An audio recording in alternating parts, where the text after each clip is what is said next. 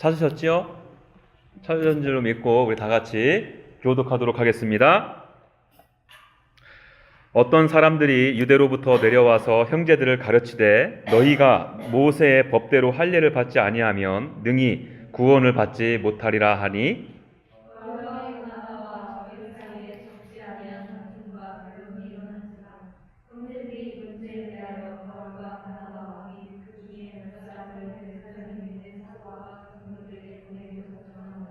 그들이 교회의 전송을 받고 베니게와 사마리아로 다니며 이방인들이 주께 돌아온 일을 말하여 형제들을 다 크게 기쁘게 하더라.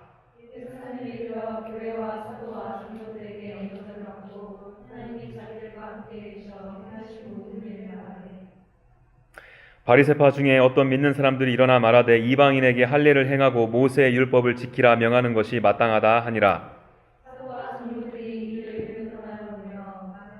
많은 변론이 있은 후에 베드로가 일어나 말하되 형제들아 너희도 알거니와 하나님이 이방인들로 내 입에서 복음의 말씀을 들어 믿게 하시려고 오래전부터 너희 가운데 나를 택하시고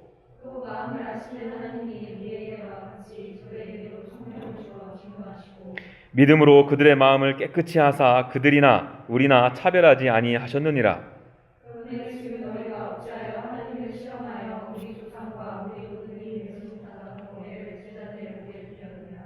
다 같이 그러나 우리는 그들이 우리와 동일하게 주 예수의 은혜로 구원받는 줄을 믿노라 하니라. 아멘. 여러분, 샬롯 투스데이는요 every 토요일에 정기 모임을 갖습니다. 저희 모임에서는 매주 토요일에 데이비 플랫 목사님이 쓰신 레디컬이라는 책을 가지고 북 쉐어링을 함께 하고 있어요. 매주 한 챕터씩 읽어가면서 각자가 받은 은혜, 도전을 나누는데 저 개인적으로 얼마나 큰 도전과 은혜가 되는지 모릅니다. 얼마 전에 챕터 2를 읽었는데요. 재미난 내용들이 있어가지고 여러분들에게 한번 소개해 드리려고 합니다. 플랫 목사님께서 우연히 불교 지도자 그리고 무슬림 공동체 리더와 함께 이야기를 나누게 된 적이 있대요. 두 지도자가 종교와 구원에 대해 갖고 있는 생각이 참으로 흥미롭습니다. 한번 들어보시겠습니까?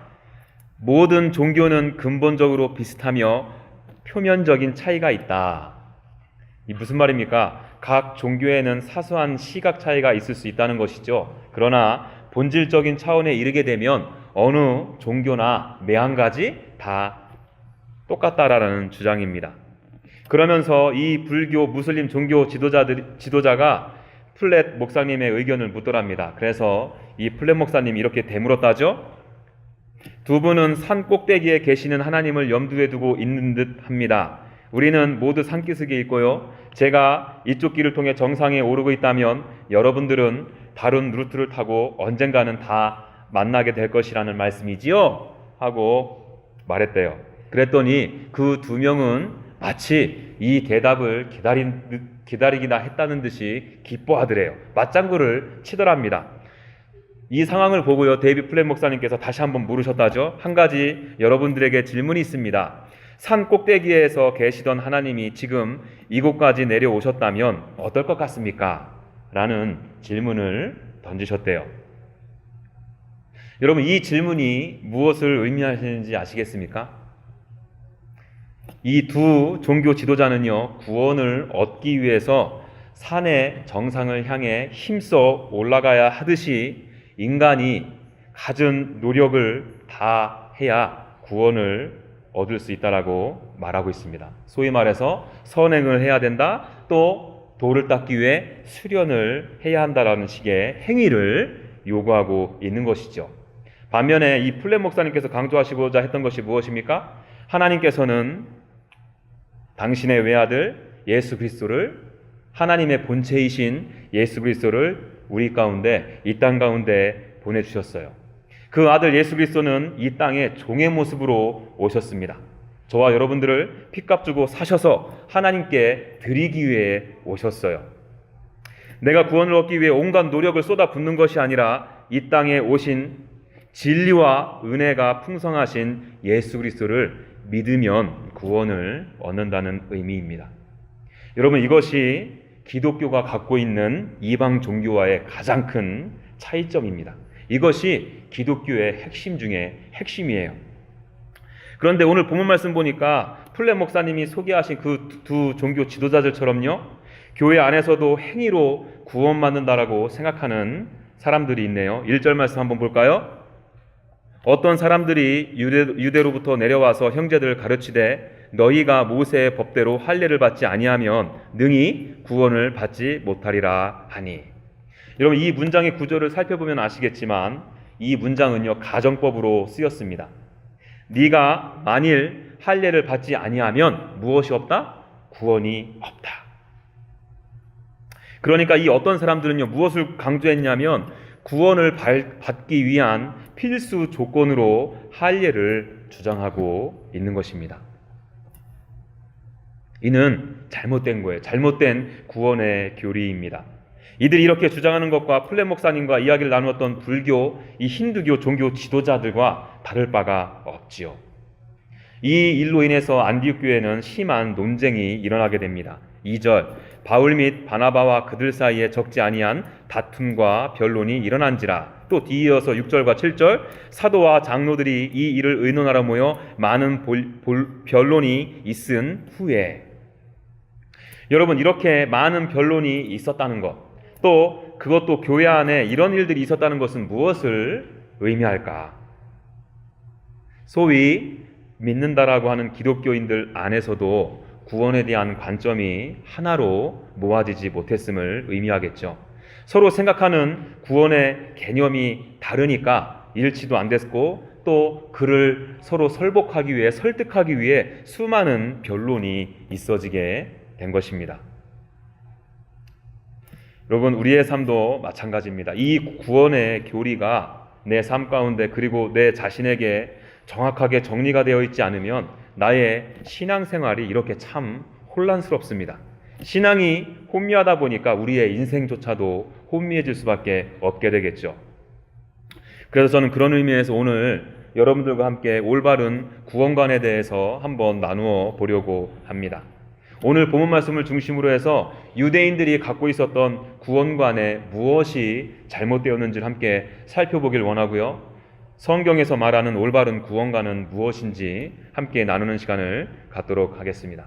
자, 첫 번째는요, 어떤 사람들이 갖고 있었던 구원에 대해서 한번 간단하게 살펴보겠습니다. 다시 제가 1절을 한번 읽어볼게요. 어떤 사람들이 유대로부터 내려와서 형제들을 가르치되 너희가 모세의 법대로 할례를 받지 아니하면 능히 구원을 받지 못하리라 하니. 좀 전에도 설명드렸던 것처럼 그들에게 구원에 있어서 중요한 이슈는요, 그들에게는 믿음이 아니었어요. 바로 할례였습니다. 이 할례라는 율법의 행위를 통해서 그들은 구원을 받을 수 있다라고 생각하고 가르친 거예요. 이것은 예수님께서 제자들에게 가르친 구원의 교리와는 전혀 맞지 않는 주장입니다. 우리가 잘 아는 요한복음 3장 16절 말씀 아시죠? 하나님이 세상을 이처럼 사랑하사 독생자를 주셨으니 이는 그를 믿는 자마다 멸망치 않고 영생을 얻게 하려 하심이라. 예수님께서 지금 우리가 영생을 받을 수 있는 조건으로 무엇을 말씀하십니까? 바로 믿음. 구원을 얻기 위해 어떠한 행위도 언급하지 않으십니다. 또 로마서 3장 22절, 곧 예수 그리스도를 믿음으로 말미암아 모든 믿는 자에게 미치는 하나님의 의니. 사도 바울도 구원의 유일한 조건을 행위가 아닌, 행동이 아닌 믿음으로 보고 있네요. 그런데 재미난 것이 무엇이냐면 생각보다 초대교회에 이러한 갈등들이 많이 있음을 우리가 확인할 수 있어요. 갈라디아 교회에서도 이런 일들이 있었어요. 갈라디아서 2장 3절에 보니까 그러나 나와 함께 있는 헬라인 디도까지도 억지로 할례를 받게 하지 아니하였으니 이는 가만히 들어온 거짓 형제들 때문이라. 그들이 가만히 들어온 것은 그리스도 예수 안에서 우리가 가진 자유를 엿보고 우리를 종으로 삼고자 함이로되. 무슨 말입니까? 헬라인 디도는 예수 그리스도를 믿음으로 말미암아 구원을 얻었습니다. 주님의 은혜로 이젠 죄에서 자유하게 되었어요. 그런데 이 가만히 교회 안에 들어온 거짓 형제들이 율법을 강조합니다. 율법의 행위를 강조해요. 그래서 그 율법의 행위로 지금 이 디도를 올가매고 있는 것입니다. 이에 대해서 사도 바울은 아주 단언하게 선언하죠. 갈라디아서 2장 16절, 사람이 의롭게 되는 것은 율법의 행위로 말미암음이 아니요 오직 예수 그리스도를 믿음으로 말미암은 줄 알므로 우리도 그리스도 예수를 믿나니 이는 우리가 율법의 행위로서가 아니고 그리스도를 믿음으로써 의롭다함을 얻으려 함이라. 율법의 행위로서는 의롭다함을 얻을 육체가 없느니라. 무슨 말입니까? 한 줄로 딱 요약하면요, 오직 믿음으로 말미암아 구원을 얻는다는 거예요. 인간의 어떤 행위 통해서는 어느 누구도 의롭다함을 얻을 자가 없다는 것입니다. 여러분, 여기서 잠깐 우리가 여기서 혼돈해서는 안 되는 것이 있습니다. 가끔 율법이라는 단어들을 성경에서 보면 헷갈릴 때가 있지 않습니까? 어떨 때는 어느 구절에서는 하나님의 율법, 하나님의 말씀을 주야로 막 묵상하라 이렇게 표현할 때도 있고요. 또 어느 성경에서는 율법의 이 행위에 대해서 부정적인 시각이 있음을 저와 여러분들이 어렵지 않게 발견할 수 있어요. 아니, 도대체 어느 장단에 내가 춤을 추어야 하는 것입니까? 저도 맨 처음에 이 말씀들을 묵상할 때 많이 헷갈렸거든요. 율법, 어떨 때는 좋게 쓰이는 것 같은데 어떨 때는 또 율법으로 이건 뭐 안 된대. 여러분들은 별로 혼돈스럽지 않으신가 봐요. 응? 여러분, 제가 여기서 이 말씀 드릴 테니까 한번 들어보십시오. 우리가 혼돈하지 말아야 될 것이 바로 이 율법과 율법주의입니다. 하나님의 율법은요, 하나님께서 이스라엘 백성들이 하나님의 자녀로 온전히 살아갈 수 있도록 지침을 제공하는 은혜의 말씀이에요. 이 율법은 주야로 묵상해야 됩니다. 왜요? 이 율법을 통해서 인간의 철저한 죄가 드러나고요, 우리 인간이 얼마나 영적으로 무능력하고 무지한지 깨달음을 주기 때문입니다. 이 율법의 손가락의 끝이 가리키는 곳이 바로 어디? 예수 그리스도, 십자가예요. 어떤 사람들은 이 율법을 폐기해야 된다, 없애버려야 된다고 주장하는데 옳지 않아요. 여러분, 문제는 율법에 있는 것이 아니라 율법을 통해, 율법의 행위를 통해 구원을 얻을 수 있다는 율법주의자들이 문제입니다. 여러분, 율법주의자들이 뭐 하는 사람들입니까? 그들은 하나님께서 모세를 통해서 주신 율법 있잖아요. 이 율법을 더욱더 확대 해석해서 무려 600조항이 넘는 율법 조항을 만들어 버렸어요. 이 조항들을 잘 지키면 그들은 구원을 얻을 수 있다라고 생각한 것입니다. 그러다 보니까 이 율법주의자들은 행위를 강조할 수밖에 없게 된 것이죠. 밤낮 체크리스트 들고 다니면서 이거 600개 넘는 율법 조항 내가 어겼나 지켰나 그거 확인하기 바쁩니다. 자기만 체크하면 그나마 난데 그 체크리스트 갖고 다니면 더 문제는 다른 사람들의 행동, 행위까지도 정죄하고 판단하는 모습을 우리는 바리새인들을 통해서 성경을 통해 확인할 수 있어요. 그들 안에는요, 신앙은 없고 오로지 행위만 있었기에 예수님께서는 그 바리새인들의 외식을 극도로 경계하셨어요. 독사의 자식들아, 회칠한 무덤들아, 심히 그래서 꾸짖으신 것입니다. 여러분, 이렇게 행위로 구원받을 수 있다고 생각하던 사람들, 이 율법주의자들이 과연 1세기에 초대교회 안에만 있었을까? 저는 개인적으로 그렇게 생각하지 않습니다. 안타까운 것은요, 이러한 일들이 형태만 바뀌었지 본질은 그대로 담은 채 현대교회 안에서도 버젓이 일어나고 있어요. 심지어 설교하시는 목사님들에게도 이런 모습들을 종종 발견할 수 있습니다. 그런 그분들의 설교를 들으시는 성도님들은 말할 것도 없겠지요. 다들 믿음으로 말미암아 구원 얻는다고 말하면서도 여전히 내가 만들어낸 몇 가지 종교의식들을 행하면 나는 믿음이 있는 것이고 그렇지 않으면 나는 믿음이 없다라고 생각합니다. 뭐가 있을까요? 일단 좀 믿음이 있다라고 생각되어지면 일단 찬양대는 필수 아닙니까? 그리고 거기다가 더 중후한 믿음을 보이려면 제자 훈련 한 3년 정도는 해야 되겠죠? 그리고 새벽기도, 주일성수, 11조 등등의 각종 종교 행위들이 있습니다. 이 몇 가지를 잘 지키면 나는 내가 봐도 어느 누가 봐도 구원받은 사람이야.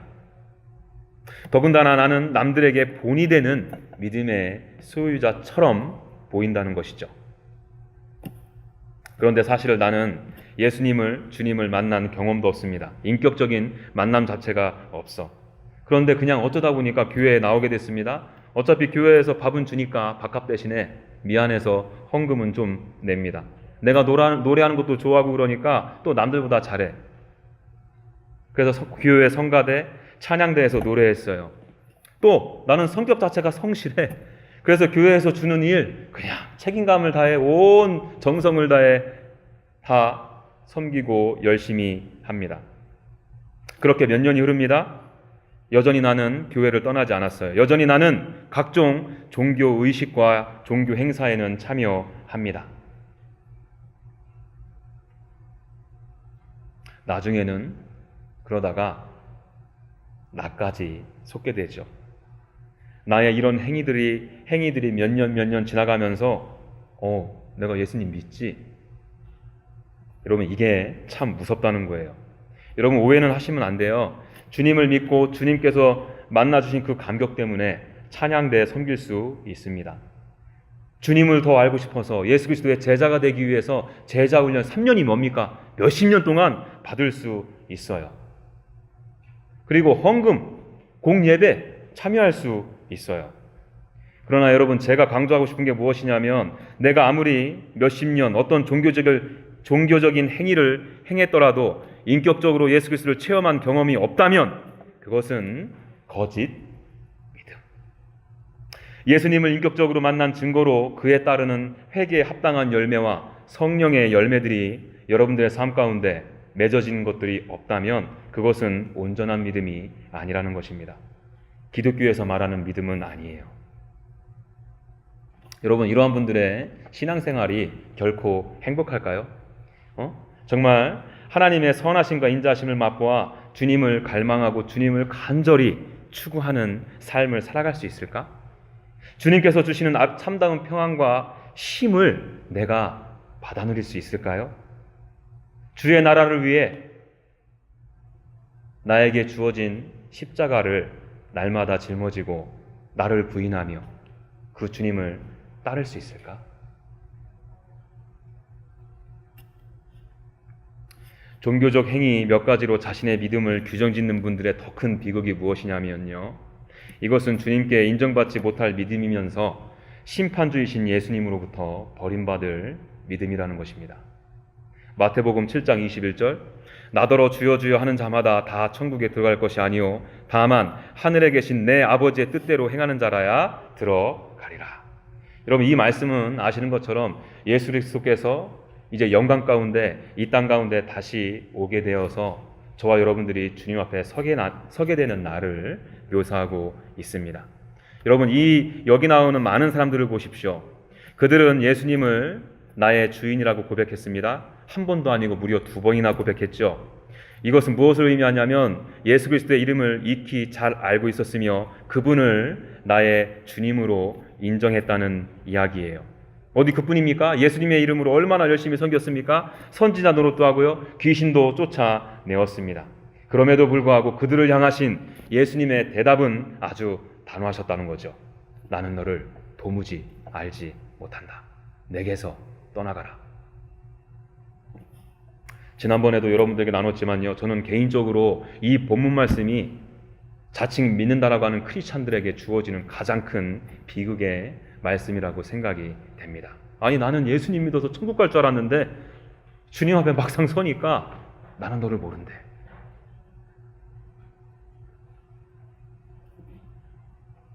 얼마나 비참할까요? 여러분, 왜 이들은 주님의 이름을 2번이나 불렀음에도 하나님 나라에 들어가지 못했을까? 성경에 보면 그리스도의 이름에는 능력과 구원의 힘이 있기 때문에 예수 그리스도의 이름을 부르는 자들은 다 구원받는다고 했습니다. 이들도 예수 그리스도의 이름을 불렀거든요, 2번이나. 그런데 왜 이들은 하나님 나라에 합당하지 못한 자들이 되었을까? 여러 가지 이유가 있을 수 있죠. 그 중에서 하나가 바로 이들은 주님 앞에 자기 행위, 자기 의로 나아갔기 때문입니다. 22절 볼까요? 그날에 많은 사람이 나더러 이르되 주여 주여 우리가 주의 이름으로 선지자 노릇하며 주의 이름으로 귀신을 쫓아내며 주의 이름으로 많은 권능을 행하지 아니하였나이까 하리니. 여러분, 지금 이들은 심판주 앞에 서 있거든요. 영광 가운데, 이 땅 가운데 오신, 이 세상에서 비교할 수 없는 가장 아름다우시며 거룩하시며 존귀하신 분 앞에 서 있거든요. 모든 영광으로 충만하신 분 앞에 서 있거든요. 만일 여러분들이 그분 앞에 섰다면 어떻게 행동하는 것이 성경적일까요? 주님, 저를 떠나세요. 저는 죄인입니다. 저는 감히 주님 앞에 설 수 없는 연약한 존재입니다. 하면서 도리어 그분 앞에 무릎을 꿇고 경배하는 것이 옳지 않을까요? 더 성경적이지 않을까? 그런데 이 많은 사람들을 보십시오. 주님, 저는요 주님의 이름으로 선지자 노릇했답니다. 귀신도 쫓아냈어요. 많은 권능도 해냈어요. 이 말 왜 하는 겁니까? 그러니까 나 천국 보내달라는 거죠.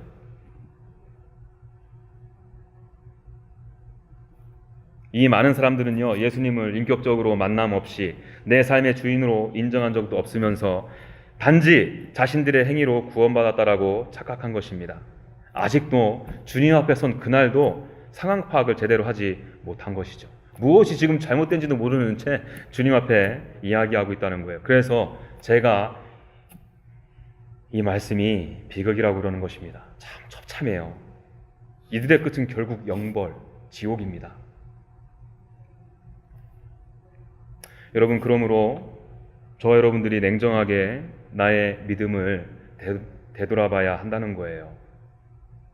몇 가지 내가 행한 행위들로 인해 내가 구원받았다라고 오해해서는 안 됩니다. 내가 교회 안에 오래 있었다고 해서 기독교 문화와 언어에 익숙하다고 해서 구원받았다라고 생각해서는 안 된다는 것입니다. 여러분 스스로에게 질문을 던져보십시오. 내가 과연 예수님을 인격적으로 만난 경험이 있는가? 아울러 더 중요한 질문, 이러한 경험을 통해 나의 모든 삶의 가치를 주님께 드리고 있는가? 나에게는 회개에 합당한 열매가 나의 삶 가운데 맺어지고 있는가? 나의 신앙의 인격이 성령의 열매들을 통해 맺어져 가고 있는가?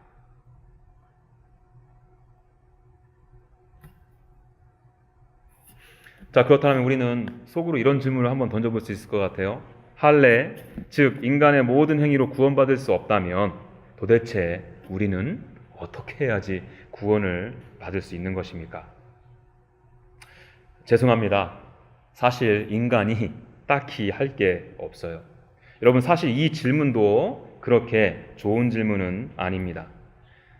내가 무엇을 주님께 해서 어떻게 해서 구원받을 수 있는 것이 아니거든요.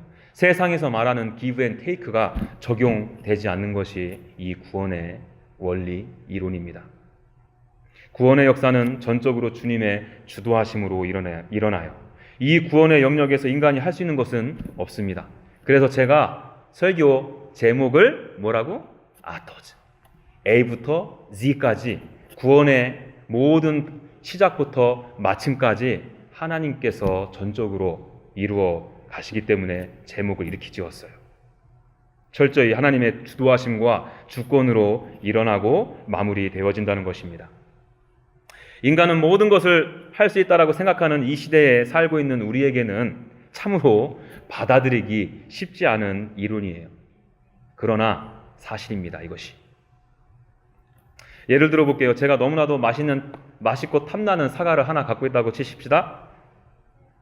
저희 모임 중에 어느 지체가 한 분이 보여요. 자매님, 이 사과 먹을래요? 하고 사과를 잡은 손을 그에게 이렇게 내밉니다. 그 자매가 이 탐스럽고 맛있어 보이는 사과를 보고 갖고자 하는 마음이 생기겠죠. 그리고는 그 사과를 예, 저 주십시오 하고 사과를 취할 것입니다. 여러분, 원래 그 사과는요 제 거예요, 제 거. 그러나 저는 선한 마음으로 그 자매에게 손을 내밀어 사과를 가지라고 내밀었습니다. 이 자매가 사과를 받은 것에 대해서 한 것은 아무것도 없다는 거예요. 단지 손을 내밀어 이 사과를 받았을 뿐입니다. 이것을 성경에서는 사람의 입장에서 믿음이라고 표현해요. 재미난 것은요, 성경에서는 이 사과를 받을 수 있는 이 행동의 동기, 이 믿음 또한도 주님께서 그 마음을 주셔야지 가능하다라고 진술하고 있습니다. 오늘 본문에서도 그것을 보여주고 있죠. 잘 들어보십시오. 사과를 주고받는 모습을 한번 머리에 담고 한번 들어보시기 바랍니다. 우리가 읽지는 않았지만 이 사도행전 15장 14절에는요, 야고보의 변론이 나오는데 한번 들어보시겠어요? 하나님이 처음으로 이방인 중에서 자기 이름을 위할 백성을 취하시려고 그들을 돌보신 것을 시므온이 말하였으니. 여러분, 여기 보니까 주어가 무엇입니까? 바로 하나님. 하나님께서 주도적으로 무엇인가를 한다는 의미인데 무엇을 하신다고 하십니까? 하나님께서 당신의 이름을 위해 당신의 백성을 택하신다고 하시네요. 그리고 하나님께서 그들을 친히 뭐 했다고? 돌보셨대. 자, 이렇게 주도적으로 부르시고 택하신 이들을 어떻게 돌보시는지 한번 볼까요? 본문 7절. 많은 변론이 있은 후에 베드로가 일어나 말하되, 형제들아, 너희도 알거니와 하나님이 이방인들로 내 입에서 복음의 말씀을 들어 믿게 하시려고 오래전부터 너희 가운데에서 나를 택하시고. 여러분, 하나님께서 택하신 주의 백성들을 어떻게 돌보셨다고 합니까? 복음을 통해 믿게 하셨다. 하나님께서 복음을 통해, 예수 그리스도를 통해 믿게 하셨다. 정리해보면요, 주님께서 나를 선택하셨습니다. 주님께서 나에게 믿을 수 있는 믿음을 부어주셨습니다. 그리고 내가 비로소 주님이 믿어지게 되었다는 의미예요. 좀 전에 제가 어떤 자매에게 사과를 준 이야기와 맥을 같이 하지 않나요? 안 해요? 그냥 비슷하다 그래. 아유, 응? 여러분, 아직도 지금 맥센스가 안 되세요? 하나님의 구원을 이루어 가시는 이 주도하심과 아토지 하나님이 믿겨지지 않으십니까? 그런 여러분들을 위해서 노아 이야기를 한 번 더 들려드리겠습니다. 창세기 6장 8절에 보면요, 그러나 노아는 여호와께 은혜를 입었더라.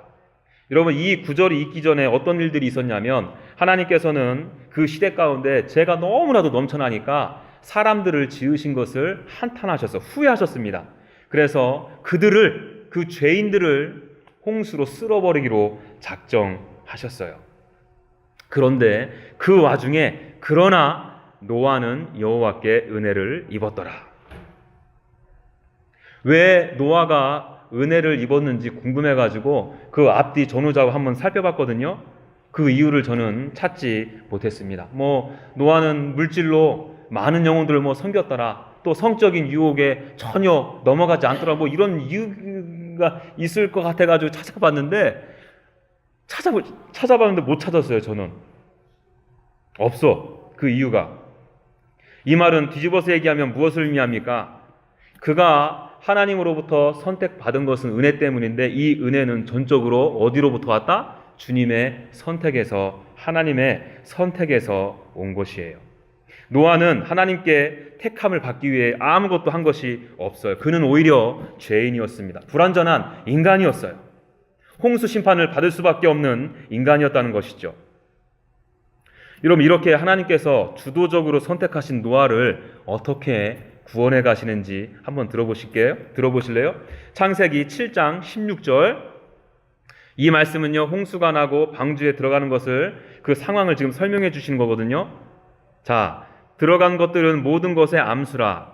하나님이 그에게 명하신 대로 들어가매 여호와께서 그를 들여보내고 문을 닫으시니라. 여호와께서 그를 들여보내고 문을 닫으셨대요. 여러분, 노아가 방주에 올라갈 수 있었던 것, 그리고 그 방주의 문이 닫혀서 홍수라는 심판으로 피할 수 있었던 것의 시작과 끝, 주관자가 누구십니까? 여호와 하나님. 구원에서도 철저한 아토지 하나님을 우리가 발견할 수 있다는 거예요. 여러분, 이 노아 방주의 사건을 마치 요약한 듯한 구절이 있습니다. 에베소서 2장 7절에서 8절. 이는 그리스도 예수 안에서 우리에게 자비하심으로써 그 은혜에 지극히 풍성함을 오는 여러 세대에 나타내려 하심이라. 너희는 그 은혜에 의하여 믿음으로 말미암아 구원을 받았으니 이것은 너희에게서 난 것이 아니요 하나님의 선물이라. 그러면서 사도 바울은 어떻게 결론을 내고 있습니까? 9절. 행위에서 난 것이 아니니 이는 누구든지 자랑하지 못하게 함이라.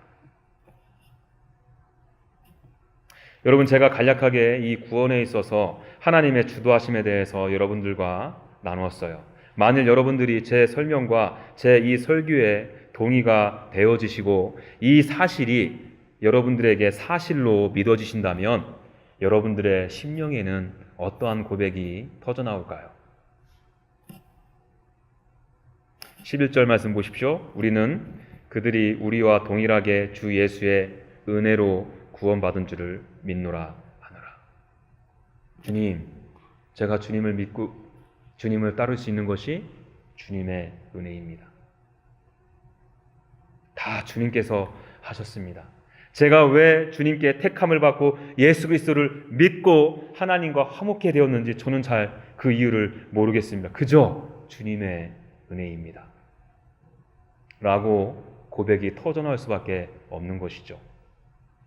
여러분, 그래서 우리가 잘 아는 찬송가 310장은요, 눈물 없이 감격 없이는 부를 수 없는 찬송가예요. 한번 다 같이 불러볼래요? 하나님의 은혜로 있을 데 없는 자 왜 구속하여 주는지 난 알 수 없도다. 2절.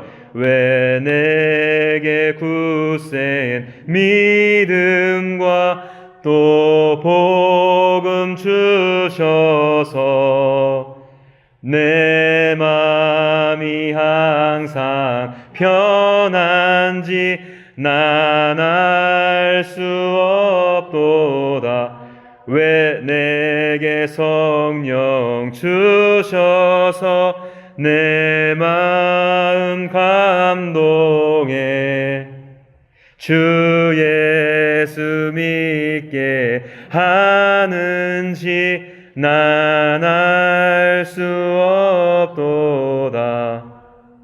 여러분, 이 찬양의 고백이 여러분들 가슴속 깊은 곳에서 터져나오는 고백입니까? 이 은혜의 복음을 가진 자들의 삶이 어떨까요? 감사와 찬양과 존귀함을 주님께 매 순간 올려드리며 살 수밖에 없지 않을까? 여러분, 저와 여러분들이 어찌 이 은혜를 깨달은다면 하루하루의 삶이 그렇게 무기력할 수 있을까요? 어찌 그분에게 내 생명을 들여 헌신하지 않을 수 있을까?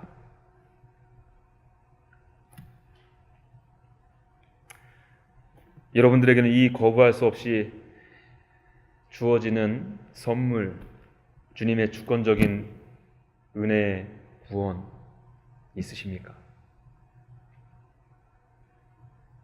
주님께서 부어주시는 놀라운 이 복음의 은혜를 믿음으로 받으셨습니까?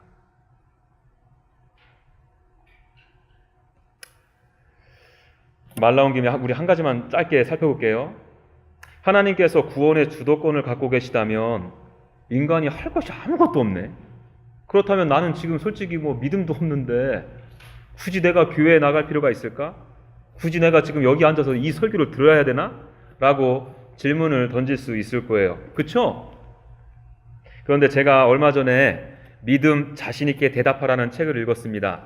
그 책에서 이 질문에 대한 대답으로 한마디로 답해 주세요. 그것이 뭔지 아세요? 구하라.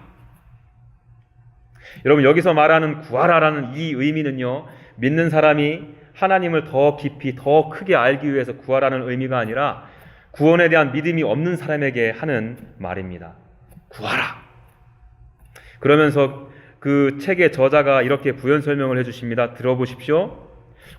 여러분은 자신이 선택받았는지 아니면 선택받지 못했는지 알 수 없습니다. 여러분이 알 수 있는 사실은 믿음이 없으면 지옥에 간다는 것입니다. 하나님께서는 복음을 전하는 설교를 통해 사람들에게 구원을 얻는 믿음을 허락하십니다. 따라서 하나님을 사랑하는 마음이 조금도 없고 그 동기가 오직 이기심 뿐이더라도 은혜의 길을 찾고자 노력하는 것이 현명합니다. 은혜의 수단이 집중되어 있는 곳에 머무십시오. 하나님의 말씀을 전하는 곳에 참여하십시오. 지루하고 혐오스럽더라도 그렇게 하는 것이 유리할 것입니다. 하나님의 말씀을 듣는 동안 어쩌면 하나님께서 여러분들을 긍휼히 여기시어 여러분들의 마음을 일깨워 주실지 모릅니다. 저는요, 개인적으로 이 목사님의 조언이 참으로 지혜로운 답변이라고 생각이 됩니다. 여러분들 가운데 구원에 대한 믿음이 없으신 분, 그분께 매달리십시오. 우리 하나님은요, 온 우주 만물을 창조하시고 다스리시는 만유의 주이십니다. 우리 하나님께서는 참 생명을 소유하신 생명의 하나님이십니다. 그 하나님은 멀리 계시지 않으세요. 지금도 아주 가까이서 지금 내 마음의 문을 두드리고 계십니다. 지금 나에게 그 구원의 사과를 주시기 위해 손을 내밀고 계세요. 주님의 때에, 주님의 시간에 믿음으로 그 사과를 받는 놀라운 성령의 역사가 저와 여러분들의 심령 가운데 간절히 있어지기를 간절히 소망합니다. 여러분, 천국은 침노하는 자들의 것입니다. 간절한 마음으로 찾고 구하십시오. 두드리십시오. 그리하면 볼 것이고, 그리하면 구원의 문이 열리게 될 것입니다. 주님의 사랑과 주님의 은혜를 부어달라고 구하세요. 주님께 주님의 자비와 한없으신 그 긍휼을 나에게 허락해달라고 간절한 마음으로 매달리십시오. 여러분, 그것이 절대자, 창조주, 생명의 주관자이신 여호와 하나님께 인간이 할 수 있는 최선의 방법입니다. 우리 그 마음으로 하나님 앞에 찬양하며 나아가십시다.